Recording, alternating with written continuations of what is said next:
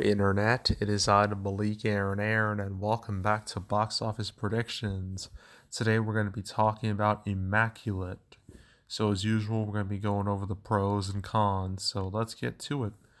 Pros: movie stars one Sydney Sweeney. I imagine you've heard of her name in the last few months because she's definitely made a name for herself, to say the least. I mean, sure, she hasn't been in a lot of movies.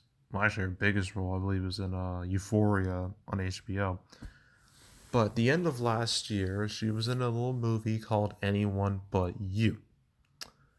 Movie that was just an R-rated rom-com, a genre that most say was pretty much dead theatrically for the longest time. And I didn't think it would really go anywhere financially because of that, not to mention dealing with all the Christmas competition. Then it came out, its opening was really weak, and only opened like 6 million. I'm just like, well, this movie's gonna fade away quickly. But that didn't happen. No. No, no, no. The movie, it found an audience, and it just kept going and going and going and going for weeks. It wasn't until like the end of February where it was finally killed off. So it lasted a good 2 months in theaters, which is extremely impressive in this day and age. And its legs were crazy. I mean, let me look at this. It went up. It's like its second and third weekend. Its third weekend, that was post holiday, and it went up. That's crazy. that's that's just unbelievable. It ended up making like 88 million, make 200 million worldwide. Fantastic.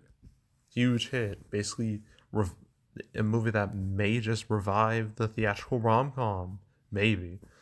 That's the jury's still out if that'll happen, but yeah, Anyone But You was a huge hit. And then there was Madam Web, a movie that existed and wasn't very good. In fact, it was pretty fucking horrible.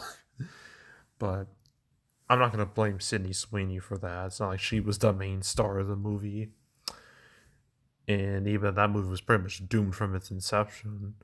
So I'm gonna give Sydney Sweeney a pass on that one. But gosh, she's only 2 years older than me. Shit, I didn't know that. Ugh. But yeah, and yeah, so pretty much anyone who's seeing this movie is seeing this for Sydney Sweeney. I don't think that's a lie. I think that's just a cold hard fact. So I guess I might as well label her as a pro, I guess, in this case. So that's pro number one. Pro number two, reviews are okay. Has a 73% critic score on Rotten Tomatoes. Its audience score though is 62%, which is definitely not a positive. Um, I'm curious to see what people are saying. Uh, so I'm just gonna just dive into the deep end to see. I want to look at those 1-star reviews. Very weird and not a good storyline at all. Not worth the money. Okay. Terrible, predictable movie. I just thought the plot could have been better. Did not care for. Well, this is like 4.5, but it says did not care for the ending. What did she give birth to? That's. Int- I'm curious to know what the context for that is. Someone was saying like this is Sydney Sweeney's Midsommar. Uh, but yeah, so it seems like reaction is very divisive because I'm seeing some near 5 stars, I'm seeing some 1, 2 stars. It's all over the place.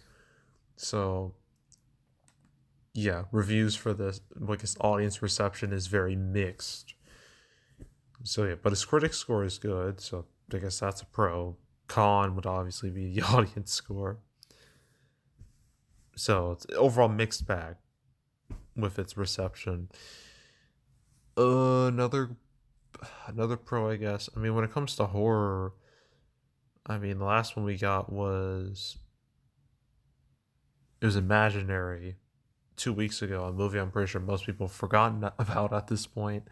And it won't be another one until the beginning of April with The First Omen. So this movie has a nice 2 week gap to play out. Well, actually, that's a lie. It's dealing with Late Night with is it Late Night with the Devil? Is that what it's called? Yes, Late Night with the Devil, which has a much better reception. So actually, scratch that pro. It's more of a con because this has to deal with direct competition with another horror movie. It's not similar. It's not like they're the same type of horror movie, but still a horror movie.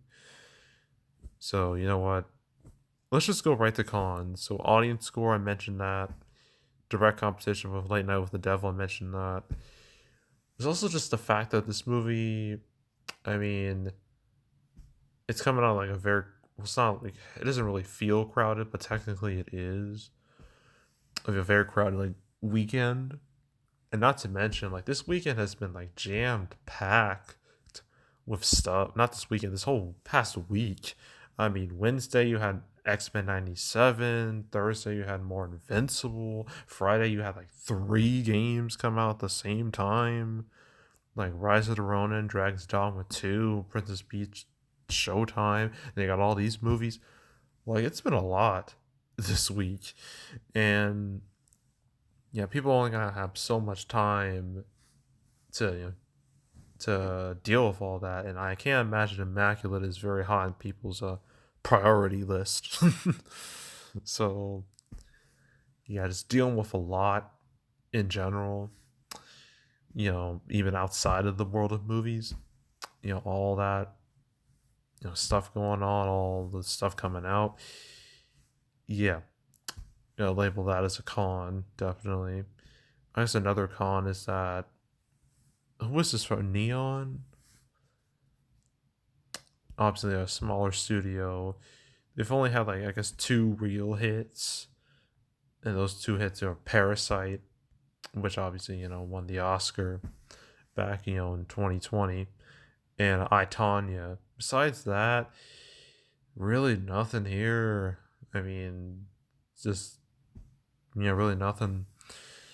So yeah, they don't have the greatest track record financially, so I'm gonna have to label that as a con. And I guess the marketing campaign is obviously not it hasn't been like the most visible. I, I think I may have seen like one ad, and that's it. So I'm gonna label that as a con too. Doesn't have like the biggest ad campaign, and I think that's it.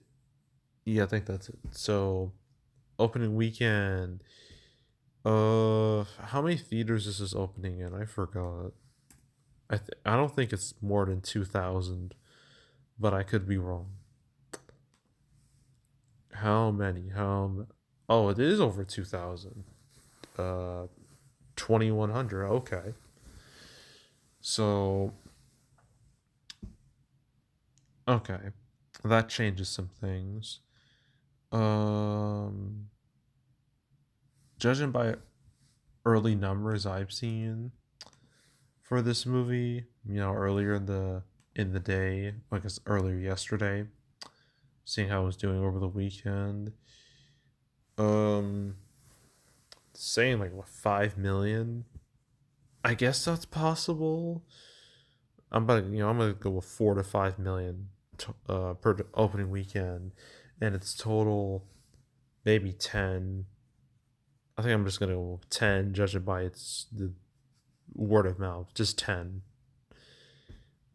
total, and yeah, that's it. All right, so 2 more movies to deal with. We got Late Night with the Devil, and then we got Luca, and then we're done. So yeah, that's it. That's all. Make sure to subscribe, like this video, leave a comment, turn on notifications, share the whole drill.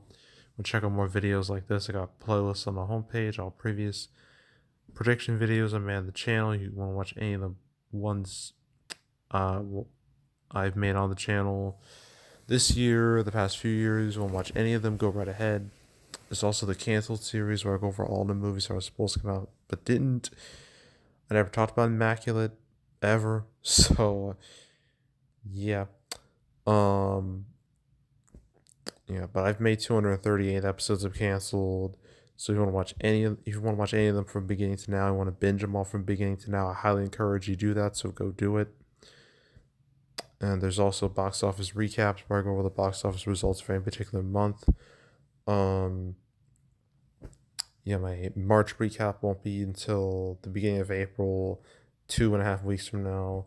So stay tuned for that. But if you want to watch any of the past recap videos I made on the channel, you can go right ahead. And yeah, that's it. That's all. I am out. Goodbye.